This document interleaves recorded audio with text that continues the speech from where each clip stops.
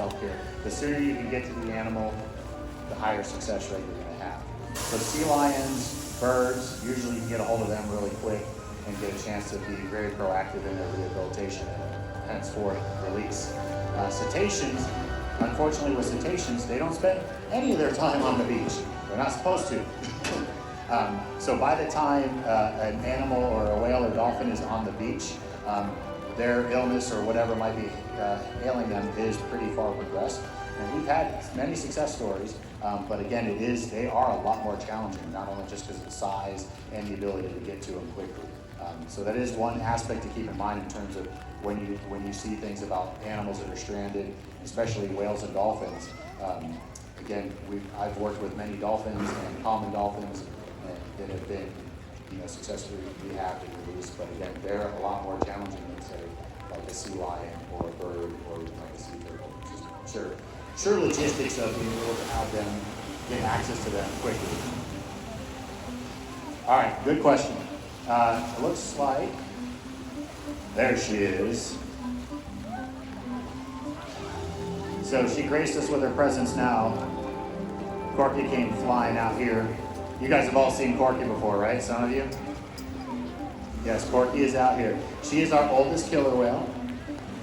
She's affectionately known as our trainer of trainers. She was the first whale that I got to learn how to work with killer whales with. There she is, very beautiful. Ooh, that was a nice one. What I want to point out, what we're working on with her before it starts dumping on us too much, is what that behavior is we call that a porpoise. She's swimming real fast around the perimeter, and we want her to come skim out of the water, take a breath if she needs to, and then skim right back into the surface. The funny thing that her and Shoot are doing right now is they're adding some flair at the tail end of it by picking their tail flukes out and being all funny with it. It's fine, it's fun, but ideally we trained it to keep the tail flukes in the water. So that first one she did, I couldn't see her flukes in that one. Did she stay in? Oh, you preemptively did it, got it. When she came out on this one, I saw her flukes come flying out. And then on the second one, she kept them in. So obviously the trainers were gonna draw attention to that one and reward that one, and they just tried going the other direction. Here we go again. Not bad, a little bit of tail fluke. Oh, you see the flare at the end? So that's what we're working on, is trying to get her to keep her tail in right there. Very good, Corky. Yes, let the girl hear it. And these little fine details and these fine tunings that we're doing, that's what we're doing all day long and watching their behavior, is looking at these slight different things as the whales are interacting and moving around their environment, right?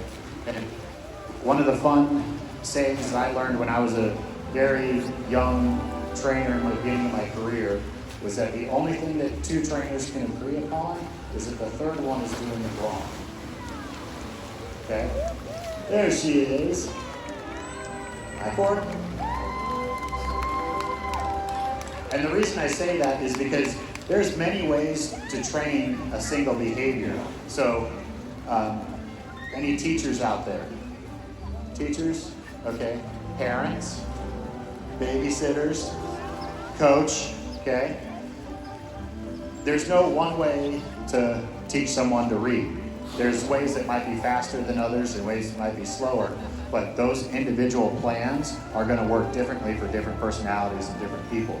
So same thing with training and training animals. You have to tailor your lesson plan to the animal in front of you and what that animal is showing you and what that communication is working. So some of our best trainers are the ones that can adapt and pivot and adjust their training plan based on the observed behavior that they're seeing from the whales and what drives that success and looking for that motivation. So just like coaches, what is that motivating thing? Teachers, what's that motivating thing? Parents, the same thing.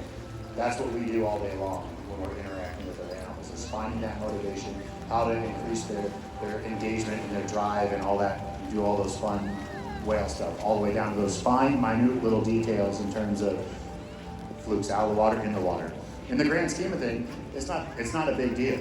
And we don't make a big deal out of it other than we're trying to fine tune that behavior. So it does become a challenge for the animals too. It can be fun because again, like I said earlier, all those different types of rewards or reinforcements, some of the animals really want to be mentally stimulated. Like they want hard questions asked that we see. So we, again, tailor all those lesson plans or those training sessions to the individual animals.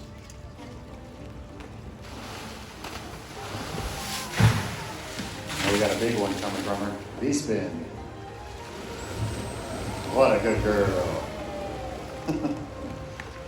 It's amazing. So you can see even as our oldest killer whale, she's still firing on all cylinders.